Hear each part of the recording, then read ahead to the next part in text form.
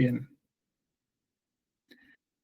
Podemos definir a la insuficiencia ventilatoria como la sensación de obstrucción nasal, de dificultad del pasaje de aire a través de la nariz, ¿sí?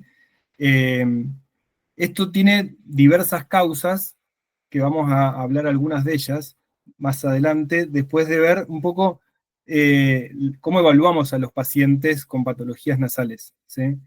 Como en toda patología, lo primero que vamos a tener en cuenta es la evaluación del paciente mediante la anamnesis, ¿sí? El motivo de consulta muchas veces nos puede orientar muchísimo a la patología, a la causa y al posible tratamiento que vamos a instaurar en ese paciente, ¿sí? ¿Se escucha bien? Si alguien me hace un... Profe. Sí, profe. Sí. Perfecto. Si quieren detenerme en el medio porque hay algo que no les quedó claro, no tengo ningún problema, ¿sí? Como les decía, como primer paso, y como ustedes ya saben, en todas las patologías y en todo examen clínico, es la anamnesis. Preguntar al paciente cuánto tiempo de evolución lleva, en qué momento del día lo tiene, si se asocia a otros síntomas como rinorrea, epistaxis, que es sangrado nasal, que probablemente la semana que viene tengamos una clase con algunas cosas relacionadas con eso. Si tienen secreción con fetidez, si es unilateral, si es bilateral. Vamos a ver más adelante, una de las causas son congénitas, entonces tener en cuenta si la patología está desde el nacimiento o es adquirida, es posterior al nacimiento. Ya empezando con el examen físico, tenemos la inspección. En la inspección vamos a inspeccionar tanto desde la nariz, desde el exterior, desde su simetría, desde cómo es la forma del dorso nasal. Hay patologías que ensanchan mucho el dorso nasal, entonces ya a veces viendo al paciente, viendo su nariz externamente, ya empezamos a sospechar y a pensar causas probables, ¿sí? La inspección interna, eso no sé si alguno ha cursado o ha ido a consultorios con algún otorrino, conmigo, con algún colega. Utilizamos lo que se llama un espéculo de Killian, que es un espéculo que lo que hace es separar la válvula nasal para darnos lugar a poder inspeccionar la cavidad endonasal desde anterior, obviamente. Después vamos a pasar dentro de la evaluación a la palpación. La palpación nos va a servir básicamente cuando hay antecedentes de traumatismos recientes. Después es raro que utilicemos eso o en algunos procesos infecciosos de partes blandas de la pirámide nasal. Dentro del examen instrumental podemos utilizar, por ejemplo, la observación con ópticas, que yo después le voy a mostrar una imagen, en el cual con la tecnología hemos avanzado mucho y tenemos ópticas que difieren en ángulos, entonces podemos ver distintas áreas de la nariz con distintas ópticas anguladas o incluso con fibros, con nasofibros que lo que son, que son flexibles, entonces uno puede angular el extremo para ver distintas zonas y distintos sitios, tanto de la cavidad nasal como eventualmente de la rinofaringe, y con el rinofibro podemos llegar a pasar y ver eventualmente la laringe, que no es el fin de esta charla. Luego tenemos una herramienta que se llama rinomanometría, que lo que evalúa son los flujos y las presiones de aire a nivel nasal. Es una forma de quizá objetivar esta insuficiencia ventilatoria nasal, que como les decía, es una sensación de obstrucción nasal, ¿sí? O sea que es un relato del paciente. La rinomanometría puede servir en algunos pacientes para objetivar esa obstrucción. Después vamos a tener la evaluación imagenológica, que dependiendo de la patología que sospechemos, obviamente es la que vamos a utilizar. Por ejemplo, en niños que pensamos en una obstrucción por una hipertrofia adenoidea, por ejemplo, la principal herramienta diagnóstica imagenológica es la radiografía, ¿sí? Una radiografía perfil de Kabum es la más común para diagnóstico de hipertrofia adenoidea, que es la principal causa de insuficiencia o bloqueo nasal en niños, ¿sí? Obviamente, con eso es suficiente, entonces no vamos a progresar a otro tipo de estudios, como puede ser una tomografía o una resonancia, que las vamos a dejar básicamente para la tomografía, para patología estructural nasal, desvío de tabique nasal, hipertrofia de cornetes, que vamos a ir viendo más adelante, sospechas de tumores, poliposis, igual que la resonancia, que está más dada para sospecha de tumores nasales o para diagnósticos diferenciales de algunas cuestiones obstructivas nasales. Y por último, como herramienta diagnóstica, es la anatomía patológica, que nos va a servir para determinar la calidad del tejido que sacamos, dependiendo de la patología que sospechamos, ¿sí? Voy a ver si después tengo un video para mostrarles justo un paciente de esta semana en el cual tomamos algunas muestras, está interesante. Bien. ¿Cuáles son las funciones de las fosas nasales? Las fosas nasales no son solo un ducto por donde pasa el aire, ¿sí? Sino que es un ducto por la forma, pero sirve no solo para conducirlo, sino que tiene una función de calentamiento del aire inspirado, de humidificación del aire inspirado y de filtración del mismo, ¿sí? Más allá que tiene otras funciones también hasta en la resonancia de la calidad vocal. ¿Sí? Si lo habrán visto, lo habrán escuchado en algunas personas, por ejemplo, cuando se resfrían, que es la más común, que tienen lo que se llama una rinolalia cerrada. Esa voz nasal así, eso es una rinolalia cerrada, ¿sí? Entonces, no solo tiene una función de pasaje, sino que tiene algunas cuestiones de la fisiología nasal que son muy importantes. Por algo, hay muchos pacientes que tienen hiperreactividad bronquial, por ejemplo, mejoran cuando uno les mejora la respiración nasal, ¿sí? Cuando logramos retomar la respiración nasal adecuada, algunos niños que tienen hiperreactividad bronquial tienden a mejorar. Ojo, no es la cura para la hiperreactividad bronquial y demás, la cirugía adenomigdalina, pero es una ayuda en algunos casos, ¿sí? Y cuando tenemos alguna alteración de estas cosas, es cuando el paciente va a referirnos a algún tipo de insuficiencia respiratoria o de obstrucción nasal.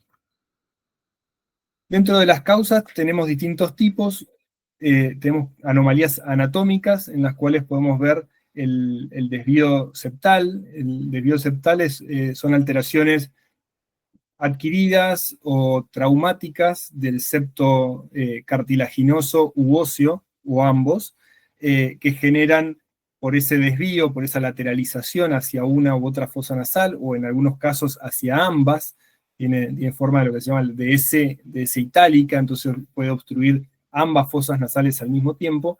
Es una de las causas más frecuentes de obstrucción nasal, ¿sí? Después tenemos dentro de la estructura nasal, justamente parte de lo que favorece el calentamiento, la humidificación, son los cornetes nasales, ¿sí? Que si recuerdan de las clases de anatomía allá lejos, tenemos cornetes inferiores, cornetes medios y cornetes superiores. Los tres podríamos decir, hasta con distintas funciones, ¿sí? Se habla que los cornetes inferiores están más relacionados con la respiración, con la humidificación, con el calentamiento y la adecuación del aire inspirado. Los cornetes medios para la ventilación de senos paranasales, ¿sí? Y el cornete superior cumpliría cierta función también en la olfacción. La concha bullosa o cornete medio bulloso es justamente una alteración anatómica de este cornete medio que les contaba recién, en el cual el cornete está conformado por un hueso y recubierto de mucosa. Ese hueso se neumatiza, o sea, se llena de aire, y esa burbuja nueva que tenemos dentro de la nariz obstruye y ocupa espacio. Después vamos a encontrarnos con una de las causas de insuficiencia ventilatoria, que en realidad lo que altera es la sensación o la percepción del paciente, pero los flujos nasales están adecuados. ¿sí? Que es la perforación septal. Con la perforación septal lo que vemos es un cambio en los flujos nasales, entonces el paciente deja de tener esa percepción que pueden tener ustedes cuando tienen la nariz despejada, de llenar los pulmones a través de la nariz y que eso les dé placer, que les dé como sensación de tranquilidad. Y eso está dado por los flujos que tenemos normalmente en la nariz. Cuando esos flujos están alterados, como son el caso de la perforación septal, el paciente percibe, aunque tenga un buen flujo de aire, siempre siente que no le alcanza. ¿Sí? Tiene una sensación persistente de que el aire que respira es insuficiente. ¿Sí? Entonces, ahí tenemos subjetivamente una insuficiencia ventilatoria nasal. ¿Sí? Después existen algunas alteraciones anatómicas que están relacionadas con la pirámide externa, con la pirámide nasal, que puede ser el colapso de la válvula alar, que existe por algunas alteraciones en los cartílagos de la válvula, que es esta zona, que cuando nosotros inspiramos, y más cuando inspirás eh, en profundidad, o cuando estás haciendo actividad física, que uno aumenta los flujos nasales, hay un colapso de estos cartílagos generando obstrucción inmediata al pasaje de aire. ¿Sí? Seguramente lo han visto, ahora hay publicidades en todas las redes sociales y por todos lados de unas bandas que generan obstrucción, que las venden como mágicas, que mejoran todos los síntomas ventilatorios, que es real, mejoran los síntomas ventilatorios, pero obviamente es una prótesis. Una vez que eso te lo sacás, volvés a tener tu colapso valvular. No está indicado para todos los pacientes, no todos tenemos colapsos valvulares, algunos pacientes lo que tienen justamente desvíos septales u otras patologías, pero cuando abrimos exageradamente la válvula, que lo que hace es controlar flujos nasales normalmente, ¿sí? En estos casos abrimos exageradamente, entonces estamos liberando un flujo mayor siempre, sin ningún tipo de control. Entonces todos sentimos que respiramos mejor. ¿Sí? Y otra de las anomalías anatómicas que podemos llegar a ver, que esta tiene características que se presenta en el nacimiento, que dependiendo si es uni o bilateral puede requerir tratamiento inmediato o a los días de nacido, ¿sí? Que es la atresia de Coanas. Es una malformación a nivel del reborde coanal, que es la unión entre la fosa nasal y la rinofaringe, que puede ser ósea o incluso membranosa. Entonces tenemos un stop al pasaje de aire desde la fosa nasal hacia la rinofaringe y obviamente el resto de la vía aérea. Como les decía, puede ser uni o bilateral. En el caso de las unilaterales puede pasar desapercibido y tener un diagnóstico más tardío.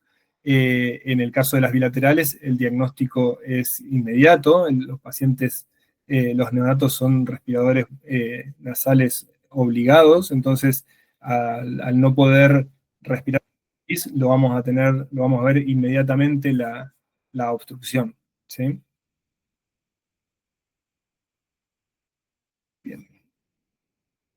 En los casos de atresia de Coanas pueden requerir, como les decía, tratamiento quirúrgico en los primeros días de vida y mientras tanto se puede usar algún tipo de instrumentación de la vía aérea en caso de ser necesario o puede utilizarse, hay una especie de chupete perforado, entonces el paciente tiene el chupete y como que succiona y respira todo por el mismo chupete perforado o canulado. ¿Sí? Eso es obviamente hasta poder resolverle la obstrucción coanal. Ahora vamos a ver algunos estudios. ¿Alguien se anima a decirme qué estudio es este? Radiografía, ecografía, resonancia, tomografía, Tomografía. tomografía. ¿Y qué corte? Lo dice ahí igual. Fácil. Axial, ¿no es? Corte axial, muy bien. En este corte, ¿se ve la flecha? Sí. Bien. En este corte axial de macizo craneofacial, lo que vemos es septo nasal, cartilaginoso, ¿sí? Septo nasal óseo, cornetes inferiores, ¿sí? Izquierdo, derecho, Seno maxilar izquierdo, seno maxilar derecho, rinofaringe. ¿Sí? ¿Quién aproxima un diagnóstico? ¿Puede ser desviación septal? Es una desviación septal, exactamente.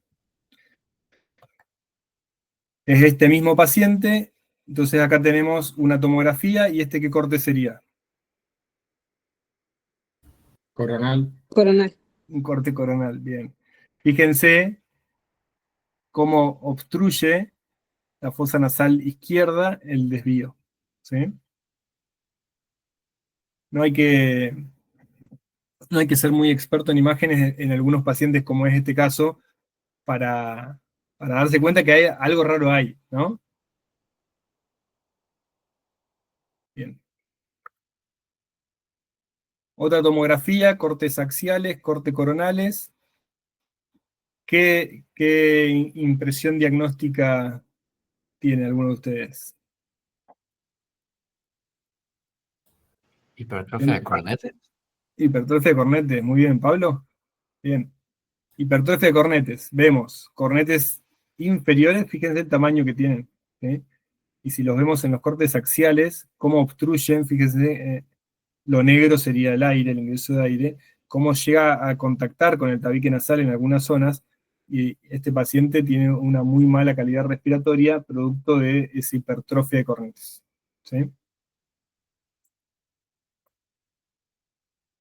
Y en esta tomografía,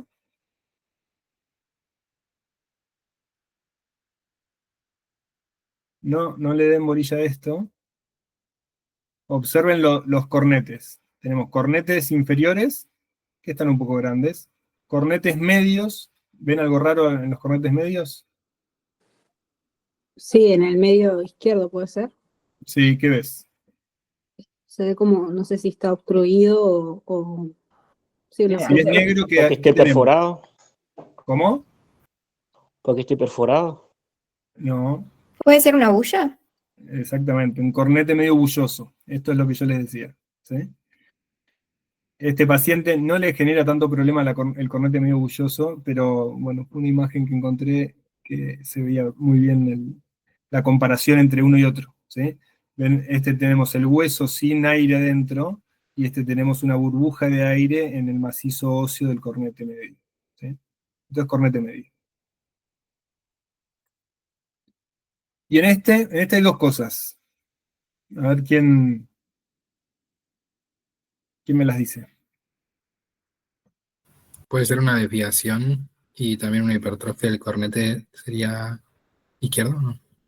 Sí, hay otra más, otra cosa más.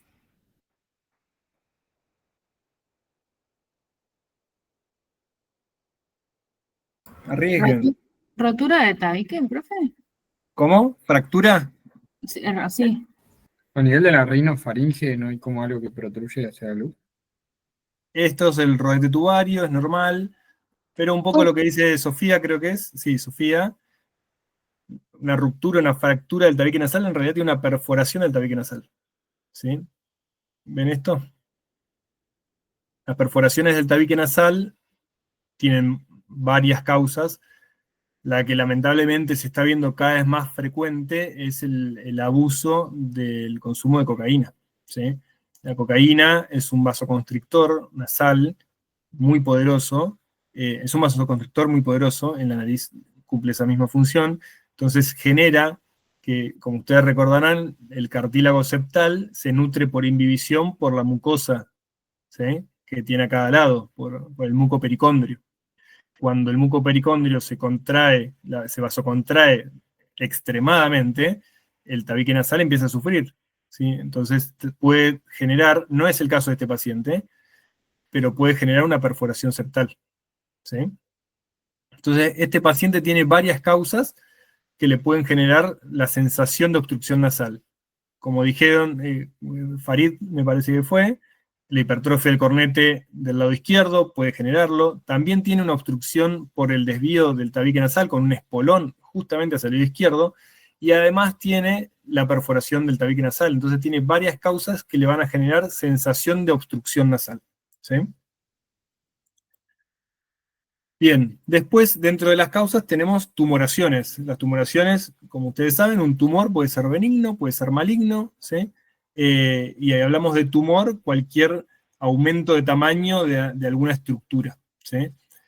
La más común y la que vemos muchísimo en la consulta es la hipertrofia adenoidea, ¿sí? Como les decía antes, utilizamos una radiografía de perfil de Cavum para el diagnóstico y se ve más comúnmente en niños, ¿sí? Luego tenemos la poliposis nasal, ¿sí? O la rinosinusitis crónica con pólipos nasales, que vemos muy frecuentemente, que tiene un componente inflamatorio crónico de base, de distintos tipos de inflamación, en el cual el paciente tiene formaciones, los pólipos es como si usted, imagínense uvas dentro de la nariz. Yo les voy a mostrar ahora una imagen. Los pólipos es como que cuelgan formaciones, parecen uvas dentro de la nariz, y obviamente esas estructuras inflamatorias generan una obstrucción importante, además de rinorrea crónica, posibilidad de tener sinusitis agudas a repetición, ¿sí? Después tenemos otra formación, que es el pólipo antrocoanal. Este tiene una fisiopatología distinta a la de la poliposis nasosinusal y tiene como característica, a diferencia de la poliposis nasosinusal, que la mayoría de las veces de las que vemos es bilateral, aunque puede ser unilateral, el pólipo antrocoanal en general es unilateral, ¿sí? Y como su nombre lo dice, comienza en el antro maxilar y se desarrolla hacia la coana, entonces obstruye toda la fosa nasal. Son lesiones que a veces uno las puede ver cayendo detrás de la rinofaringe, entonces desde la boca, desde las fauces, por detrás del paladar blando, podemos llegar a ver la lesión. Y después tenemos neoplasias benignas y malignas. Dentro de estas hay muchas. La que más me interesa que ustedes recuerden, ¿sí? O el día que tengan que ir a leer patologías tumorales, rinosinusales, le den un poco más de importancia, que es el fibroangioma nasofaringio juvenil. ¿Por qué? Porque puede pasar desapercibido fácilmente, es un tumor que tiene algunas características bastante particulares. En general, obviamente, bueno, es unilateral. Está asociado a epistaxis a repetición. Los pacientes con estos tumores muchas veces debutan con epistaxis muy severas, ¿sí? Unilaterales también, porque es como su nombre lo dice, angiofibroma, ¿sí? Es un tumor muy vascularizado, es todo un cúmulo de vasos sanguíneos. Es benigno, pero con un comportamiento muchas veces maligno por su crecimiento, puede invadir hasta la fosa cerebral, órbita, puede generar bastantes problemas al paciente, y muchas veces los pacientes llegan y dicen, no, me sangra la nariz hace tantos años, siempre tengo la nariz tapada, y siempre fue tomado como el sangrado anterior, la epistaxis anterior, como vamos a ver la semana que viene, que es la de todos los días, la que cae a la guardia cada rato, ¿sí? Y es una patología que si tiene un diagnóstico temprano, la tumoración es de menor tamaño y es mucho más sencillo su tratamiento, que es quirúrgico, ¿sí? Entonces recuerden, angiofibroma o fibroangioma nasofaringio juvenil, adolescentes, en general masculinos, ¿sí? Son hombres, con obstrucción unilateral, epistaxis unilateral, ¿sí? Esos pacientes por lo menos tienen que recordar esta charla y decir, aunque estén haciendo cualquier otra especialidad, recordar, mira, esto alguna vez me nombraron que podía ser tal cosa, y al menos estudiarlo. Bueno, acá tenemos, este es el mismo paciente, arriba y abajo, en un corte sagital, tomográfico y de resonancia. Fíjense, tenemos algunas cosas a tener en cuenta. Fíjense la erosión, ¿sí? Del dorso nasal y cómo está ocupado toda la región del seno frontal, todo el etmoides y parte del efenoides y toda la fosa nasal. Esto es lo que vemos nosotros tomográficamente. Si vemos a la resonancia, vamos a ver que acá tiene colecciones de líquido, igual que en parte del frontal, entonces en realidad el tumor es un poco más pequeño de lo que nosotros sospechamos por tomografía. Este tumor terminó siendo un adenocarcinoma de tipo intestinal, que requirió reintervenciones y tratamiento quimio-radioterápico adyuvante. ¿Sí? Este paciente es unilateral, la obstrucción, aunque el tumor era tan grande que desviaba el tabique nasal hacia la fosa contralateral. Acá, ¿quién se anima? Vamos, arriesguen. Ya, tumor no es. ¿Qué otras patologías? Tumor me refiero a cáncer, no es. ¿Qué otras patologías les nombré?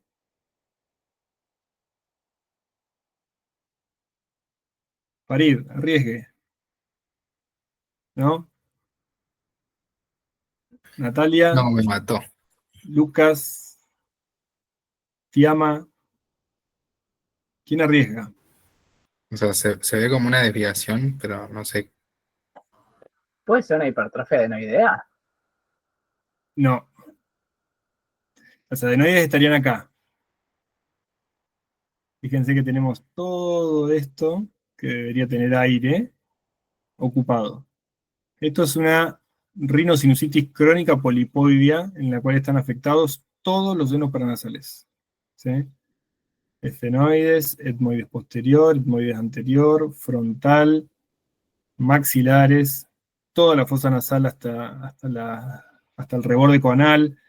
En realidad, no sé quién dijo lo de las adenoides, no podría decirte que no las tiene, casi, porque la obstrucción es muy severa, producto de los pólipos nasales. ¿Sí?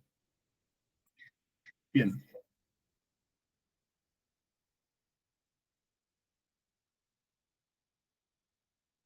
Yo les hablaba de la rinoscopía, ¿sí? Con una óptica. Este es un paciente con una rinosinusitis crónica polipoidea. Ahí estamos yendo por el piso de la fosa nasal izquierda hasta la rinofaringe. Esta es la rinofaringio cavum. Este paciente ya está operado 2 o 3 veces con una mala respuesta, por eso está con una terapia biológica para los pólipos, la cual no cumple, entonces tampoco es que tiene la mejor. Fíjense, si observan en esta zona, ahora cuando le dé play van a ver el acceso al seno maxilar. ¿Llegaron a verlo? Tiene justo secreción, eso que se ve ahí a trasluz. Estas son las formaciones polipoideas, como yo les decía, que son como uvas que cuelgan en la fosa nasal. Miren.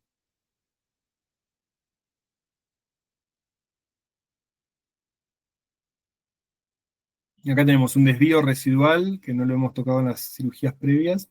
Otra formación polipoidea. Fíjense cómo obstruye gran parte de la fosa nasal. Otra vez, rinofaringe. Ahí estarían las adenoides.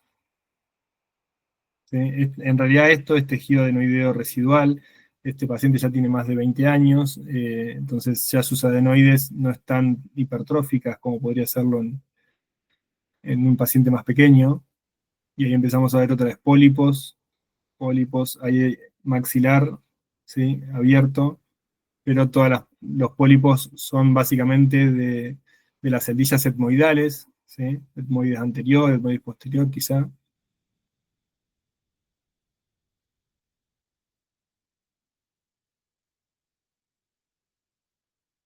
Bien. Y después tenemos algunas causas que es por patología de la mucosa nasal, que básicamente las englobamos en rinitis, ¿sí? Las cuales pueden ser alérgicas, que las más comunes y más en nuestra zona son las estacionales, el típico paciente que todos los septiembres empieza con rinorrea, clara en general, bilateral, prurito ocular, estornudos a repetición, más que nada por la mañana, y obstrucción nasal. ¿Sí?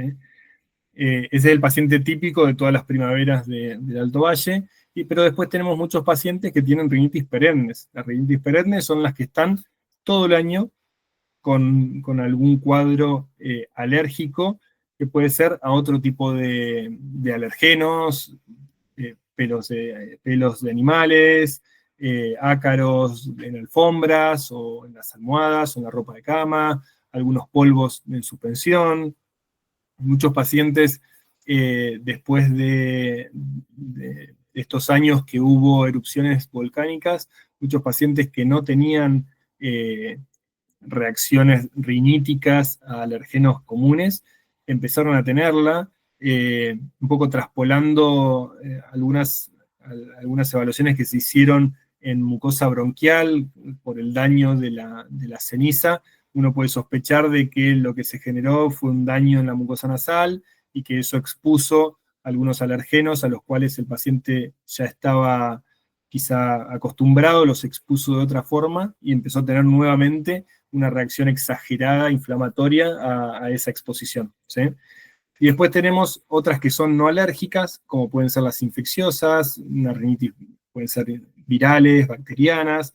Tenemos rinitis vasomotoras, que es por cambios en el tono simpático-parasimpático, entonces hay pacientes que en algunas actividades o en algunas exposiciones a distintas temperaturas empiezan a tener cuadros congestivos, también de rinorrea bien acuosa, y esas son las rinitis vasomotoras. Las rinitis medicamentosas, vimos esa perforación y yo les contaba de la cocaína como vasoconstrictor. Se ven muchos pacientes que en el afán de desobstruir la nariz, que quizá empezaron con una rinitis de algún tipo, empiezan a consumir vasoconstrictores nasales, que son de venta libre, muchos de ellos, que generan no una adicción, pero sí una dependencia a ellos, porque cuando los utilizamos a repetición durante un lapso mayor a 7 días aproximadamente, empezamos a tener esta rinitis farmacológica o medicamentosa, en la cual cuando se va el efecto vasoconstrictor, la nariz se obstruye mucho más. Entonces el paciente está más obstruido que antes de usar las gotas, entonces vuelve a repetir el uso de gotas. Y entra en un círculo vicioso en el cual necesita y depende de esas gotas para respirar correctamente, ¿sí? Las rinitis hormonales, estas se dan en algunas personas, más que nada con el embarazo, se da con los cambios en la menopausia, y tienen que ver con procesos de vasodilatación o de alteración de los vasos sanguíneos relacionados con algunas hormonas. La rinitis atrófica, esta por el contrario, va a generar la sensación de obstrucción nasal, pero no por una obstrucción como podemos ver, como veíamos en los cornetes, los cornetes hipertróficos grandes, muchas veces los vemos también en las rinitis. En la rinitis atrófica, justamente la nariz está como vacía, no tiene absolutamente nada adentro, y aún así uno piensa, bueno, si no tiene nada va a haber un buen flujo, pero como hablábamos antes, alguna alteración de la fisiología nasal va a generar la sensación de obstrucción nasal, de insuficiencia ventilatoria nasal.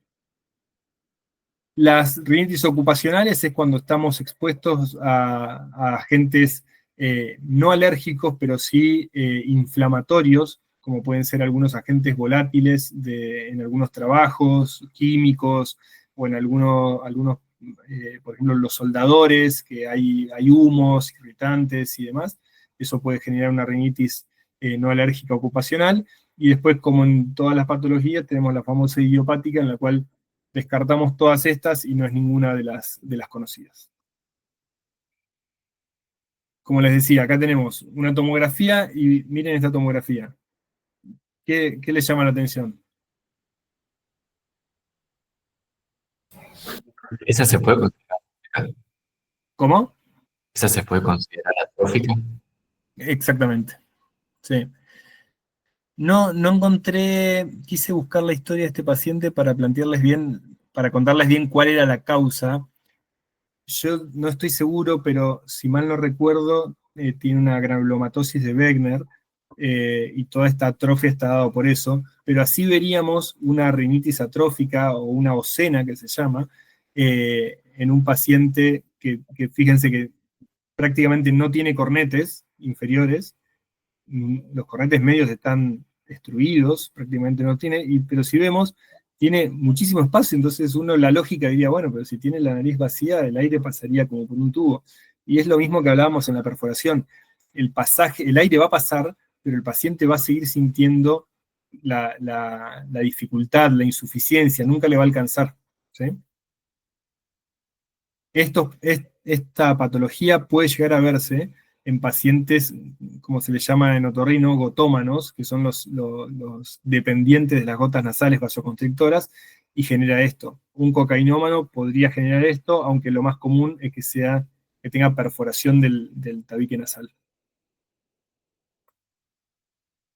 Y después hay otras causas que hay que tener en cuenta, que es el hematoma o el absceso septal, que esto nosotros la mayoría de las veces lo vemos asociado a cirugías de septoplastía, ¿sí? A cirugías nasales, pero podemos ver un hematoma y o un absceso septal en un paciente, por ejemplo, que tuvo un traumatismo nasal, un pelotazo nasal, un niño que se cayó de propia altura y golpeó el rostro con el suelo.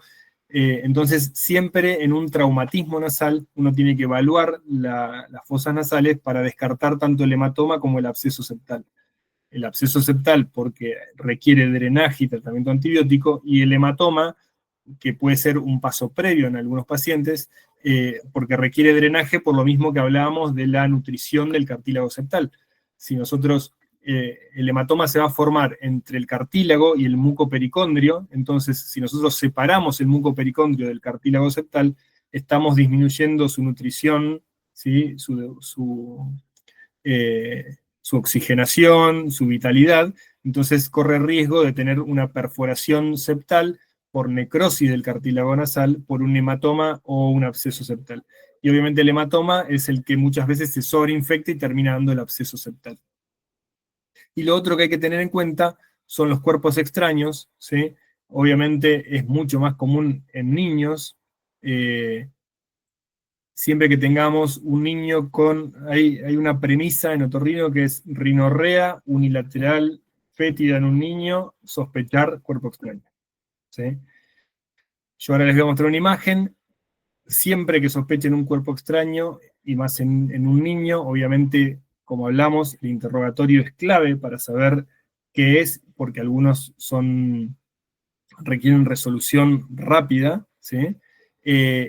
Uno de los estudios que vamos a hacer es un par radiológico, una radiografía de frente y de perfil, siempre. Siempre que en niños ustedes sospechen un cuerpo extraño, tanto en vía aérea o vía digestiva, hagan frente y perfil, porque eso permite ubicarnos dónde está, ¿sí? El cuerpo extraño. Ahora les voy a mostrar una imagen. De todas formas, como les decía, es mucho más común de ver en los niños, pero no dejemos de sospecharlo también en adultos. Hace varios años, bastante, me llega un paciente en el hospital con insuficiencia ventilatoria nasal unilateral. ¿Sí? Cuando lo examino, veo que de la mucosa septal, del techo de la mucosa del tabique nasal, se veía como por transparencia algo verde. Verde que parecía un vidrio de una botella de vino, por ejemplo. Entonces le digo, che, mirá, hay algo que parece ahí un vidrio. No sé cómo llegó ahí, pero tenés un vidrio. Entonces el muchacho me cuenta que un año aproximadamente atrás había tenido una pelea callejera en la cual le habían roto una botella de vino en la nariz. Tenía la cicatriz donde habían suturado, pero claro, suturaron con un vidrio dentro de la nariz. Entonces el muchacho externamente no tenía lesiones, pero ese cuerpo extraño había quedado, en realidad no era un cuerpo extraño nasal, porque en realidad no estaba en la cavidad nasal, sino que estaba dentro del tabique nasal, más raro todavía. Pero bueno, siempre hay que sospechar. Bueno, este es el paciente que yo les contaba. Es el mismo paciente, ese es el problema. Sabemos que tiene un cuerpo extraño en la fosa nasal izquierda. ¿Con qué características? ¿Quién se anima? Arriesguen. Vamos, no pasa nada. ¿Qué forma tiene? ¿Les recuerda algo esa forma? Vamos. Y es rectangular eso, ¿puede ser? Puede ser un anillo, tiene como bordes romo. La Tiene uno- densidad parece metálica. Metálico, bien. ¿La pila? Puede ser. Sí, Saca sí. punta. ¿Quién dijo pila? Yo. Bien. Eso es una pila, exactamente. Es esa pila. ¿Sí? Una pila botón. La pila botón en la nariz genera traumatismos por un montón por varias causas. Una, la compresión de la mucosa nasal. ¿Sí? La compresión de la mucosa nasal puede generar la necrosis. Dos, la pila tiene carga eléctrica. Entonces, al entrar en contacto con la mucosidad, va a empezar a generar una descarga eléctrica local. Entonces, genera como una quemadura eléctrica. Este nene, un nene de 2 años, la tuvo cerca de 24 horas en la nariz y ahora tiene una perforación del tabique nasal, producto de una pila botón. De esto, llévense la idea de que los niños nunca tienen que jugar con nada que tenga pilas botón, ¿sí? Porque este paciente lo tuvo en la nariz, lamentablemente va a tener una lesión probablemente por mucho tiempo, hasta que podamos resolvérsela, pero si se traga esta pila, si va al aparato digestivo o si se la aspira a bronquios, es un problema muy grande, ¿sí?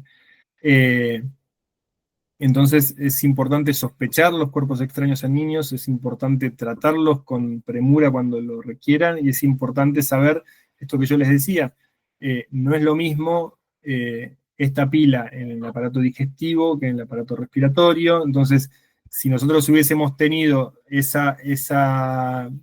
con esa imagen únicamente, nosotros no sabemos en qué situación de la fosa nasal está. Como vieron en las tomografías previas, la fosa nasal tiene distintas áreas. Esto estaba en la punta nasal, pero con la imagen nosotros no sabemos si no está por caerse a la rinofaringe y deglutírsela. Entonces, por eso el par radiológico, un frente y perfil, es suficiente para por lo menos paliar eso. Bien. Ahora vamos a hablar un poco de los tratamientos, ¿sí? El tratamiento, como ven en el slide, básicamente va a estar dirigido a la causa desencadenante según nuestro diagnóstico, que puede ser tratamiento medicamentoso, tratamiento quirúrgico estricto, ¿sí? O una combinación de ambos, que es la mayoría de las veces. ¿Sí? Hablamos que una de las causas, no vamos a ver todas las patologías que hablamos su tratamiento, les voy a mostrar algunas únicamente. Acá lo que ven es un esquema de un desvío de tabique nasal en esa itálica, ¿sí? Con su posterior solución, ¿sí? ¿Qué se hizo en este paciente? Igual tiene alguna otra cosa hecha que ahora les voy a contar.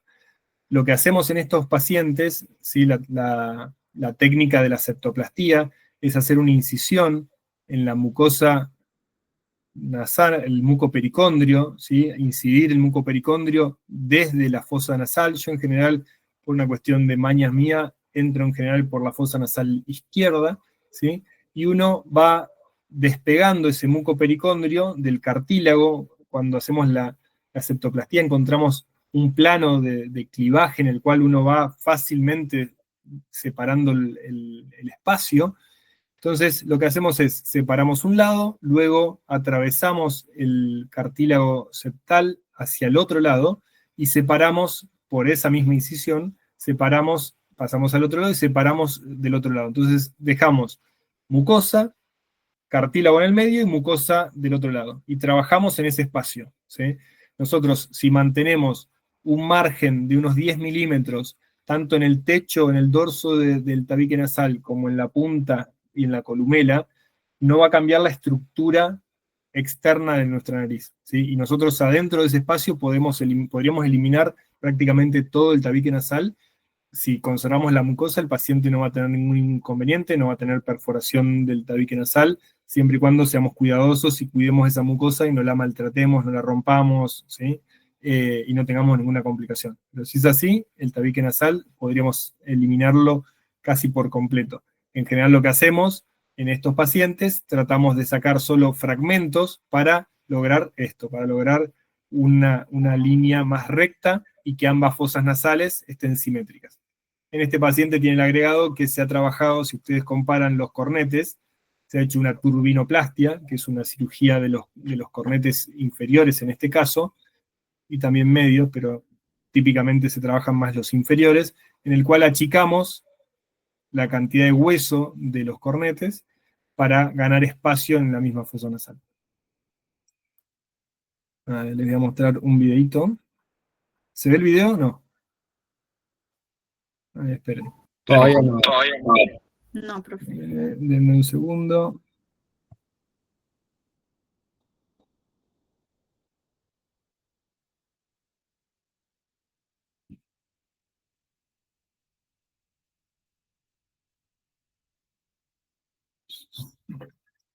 Eh,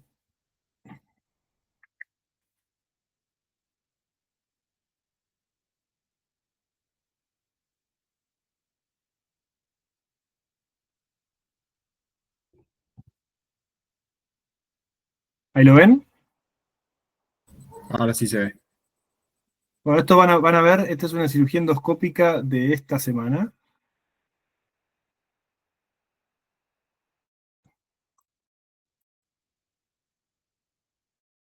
Ahí yo estoy despegando, esta es una fosa nasal izquierda, estos son pólipos nasales, ¿sí?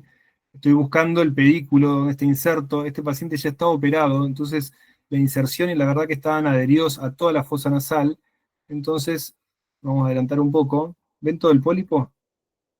Este paciente estaba completamente obstruido. Vamos a adelantar un poco. Ahí uso unas bailarinas con vasoconstrictores para ganar espacio. Ahí vemos la fosa nasal contralateral, está igual. Fíjense que también tiene un desvío del tabique nasal hacia la derecha, que eso también lo corregimos. Sacamos muestra de esa lesión. Y ahora quiero mostrarles esta herramienta que ven que está actuando ahora, se llama microdebridador. Lo que hace es aspirar y tiene una cuchilla que va cortando, como comiendo, los pólipos nasales. ¿Sí? La idea de esto es facilitar un poco la cirugía y que sea un poco más rápida. En este paciente, como yo les decía, después hicimos parte del tabique nasal. A ver si encuentro. El video está el crudo, por eso no lo tengo editado. Les pido disculpas, pero fue una cirugía de esta semana. Ahí infiltré el tabique nasal.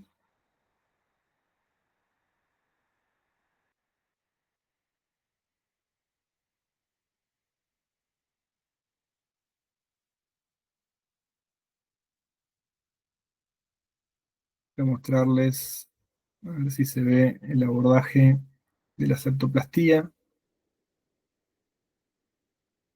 Ahí con un bisturí hoja 15, como les decía, incidimos la mucosa, tratando de incidir también el mucopericondrio, sí, el pericondrio, perdón. Sí, fosa nasal izquierda, como les contaba, yo suelo usar esa fosa nasal. Y ahora con un decolador, aspirador, entramos en ese plano, ven ese plano bien clarito. ¿Sí? ¿Se ve bien? Ese es el plano que yo les decía, donde separamos el mucopericondrio del cartílago septal, que es esto. ¿Sí? La intención sería separar todo eso, luego pasar hacia contralateral, hacer lo mismo y sacar parte de este desvío. Ahí yo voy a pasar hacia el otro lado, en la unión entre el cartílago y el hueso. Esto se puede hacer también con bisturí para hacer más prolijo. Cuando uno va entrando en confianza, muchas veces usa la misma herramienta para separarlo. Fíjense cómo ahí se separó el mucopericondrio del otro lado. En realidad esa altura es mucoperiósteo, por eso ya es hueso.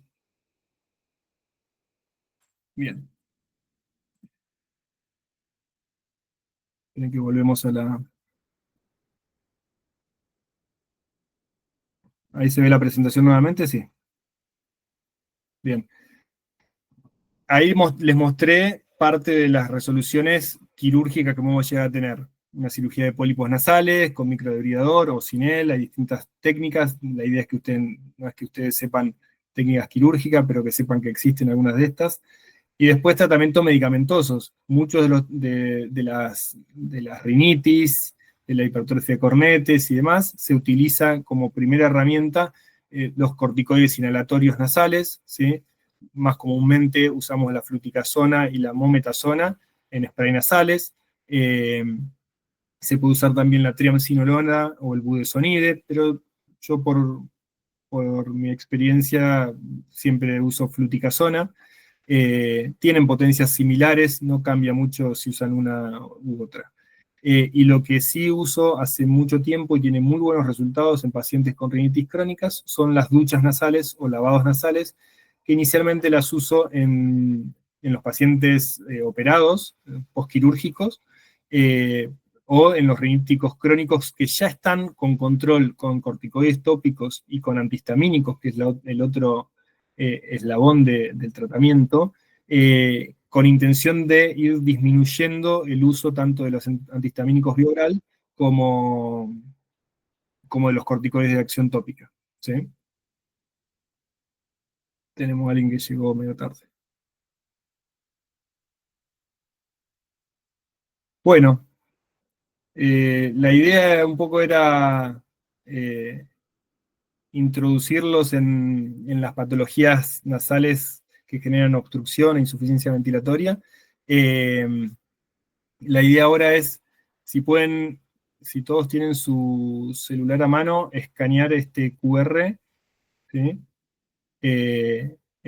Son 6 preguntitas súper sencillas, que me gustaría que contesten, incluyendo su mail. Es también un poco para tener el presente de la clase, ¿sí?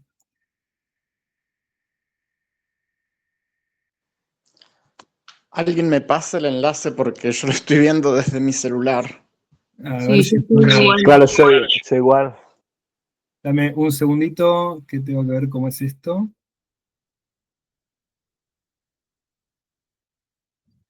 Él lo compartieron, profe, igual.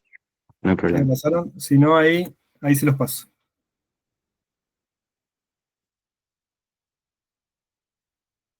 Ahí sí en los mensajes del Meet.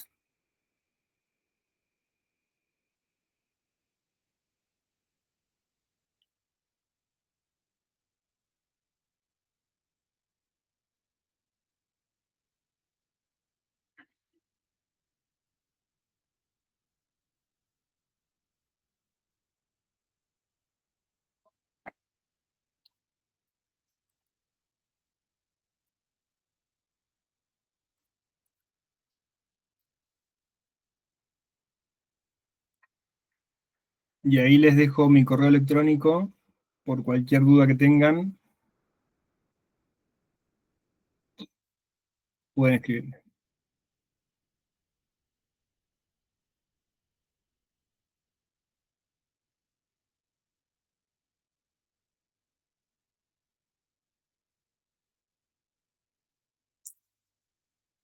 Julins 17. Muy bien. Natalia Pessoa, muy bien. Martina de la Chá, muy bien. Laura Abraham, no, sí, muy bien. Isaac, muy bien. Piama, muy bien.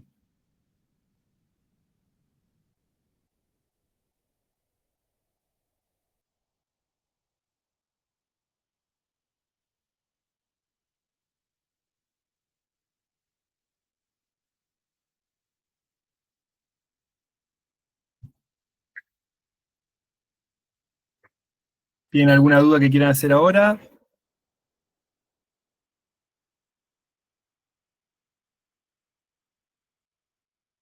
Si no tienen dudas, quien ya completó el formulario se puede desconectar sin problema y nos vemos la semana que viene. Doc, yo tengo una duda. Dime. Dentro de las causas anatómicas de obstrucción, Sí, la más frecuente, ¿cuál sería? ¿El desvío septal? sí, es la más común de ver. Sí. Bien, gracias. Profe, yo quería saber si lo del tratamiento quirúrgico es algo que nosotros tenemos que manejar ahora, o sea, saber o no. No, lo que nosotros pretendemos es que ustedes sepan, si yo te planteo el caso de una poliposis nasal, que vos me sepas decir, mira, este paciente requeriría tratamiento médico o quirúrgico o médico quirúrgico, ¿sí? Claro, pero no la operación específica. No, esto es anecdótico porque a mí me gusta la cirugía. Entonces, comparto lo que me gusta. ¿Sí? Está bien. Gracias. No, de nada. El jueves, si les parece, el jueves próximo, la idea es hacer otra charla con algunos otros temas de rinología. Si les parece, lo hacemos a las 8. Si están los chicos que tenían psiquiatría, me dijeron. Sí, salen Sí, a las 8. yo creo que sí, calculo que Bueno, sea bien. Tratamos de hacerlo a las 8, así se pueden sumar más compañeros, ¿les parece? Buenísimo. Muchas Ahí en gracias. mensajes tienen mi mail, cualquier duda que tengan, ningún problema. Profe, una consulta, ¿está la fecha de cuándo rendimos? Desconozco. Eso, el doctor Pellín es el encargado. Si sé algo, la semana que viene les cuento. Buenísimo. Bueno, muchas gracias. Si no hay Muchas dudas, gracias. si completaron el formulario, buenas noches, chicos. Buenas noches. Gracias. Chau. Chao, profe, gracias. Gracias.